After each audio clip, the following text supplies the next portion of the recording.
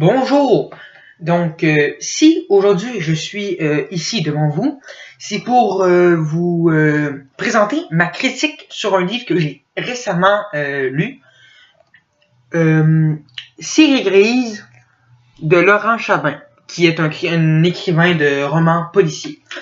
Donc, voici pour vous le résumé que j'ai fait, un court résumé de ce roman. Un romancier policier nommé Monsieur Ferdinand est invité à une cité francophone dans la ville de Calgary. Il est invité à une réunion composée de 5 vieillards et d'un jeune adolescent assez étrange. Mais au fil du temps, il découvre bien que le nombre de vieillards vivants diminue considérablement. Vu qu'il faisait partie de la réunion, il n'a pas le choix d'essayer de trouver le coupable. Et ceci va se retourner contre lui et va faire en sorte qu'il va être soupçonné par la police. Selon moi, le dénouement de ce récit n'était pas prévisible parce que l'identité du coupable à la fin est littéralement hors du commun. Durant tout le long de ma lecture, j'ai essayé de deviner c'était qui le coupable et en vain, j'ai jamais été capable de retrouver l'identité. Et ça parce que je cherchais durant tout le long par exemple, je prenais quelqu'un et je me disais probablement que c'est lui. Et là, finalement, au fil de la lecture, les informations données dans le récit prouvaient que je cherchais dans le mauvais endroit. Par exemple, à un moment donné, je me suis dit probablement que le coupable, c'est le jeune homme. Mais au fil du temps,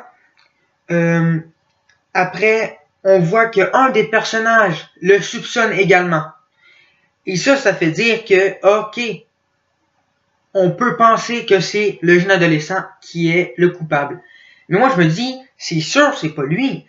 Parce que dans un roman policier, la solution ne peut pas être autant facile que ça. Et je me suis dit, ok, si jamais on le soupçonne dans le récit, c'est sûr c'est pas lui.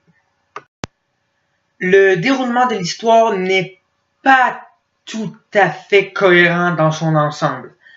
Premièrement, parce que Monsieur Ferdinand, le romancier policier que je vous ai parlé tantôt, qui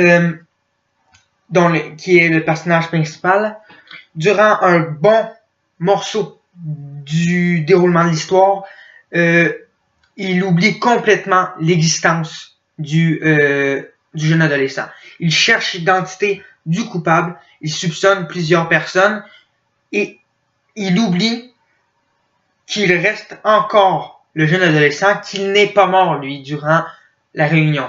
Et moi, je trouve que c'est impossible. On peut pas oublier une personne dans une telle circonstance où il y a eu 5 meurtres et qu'il y a un jeune adolescent qui était assez étrange. En plus de ça, Monsieur Ferdinand, en fait, c'est ça, le jeune adolescent était celui dont Monsieur Ferdinand c'est le plus confié. Durant les réunions, je me suis dit, c'est impossible qu'il aille oublier. Et finalement, il a oublié, il a repensé après à lui, et moi je me suis dit, c'est impossible. Deuxièmement, j'ai trouvé que certains comportements des personnages dans l'histoire n'étaient pas du tout humains.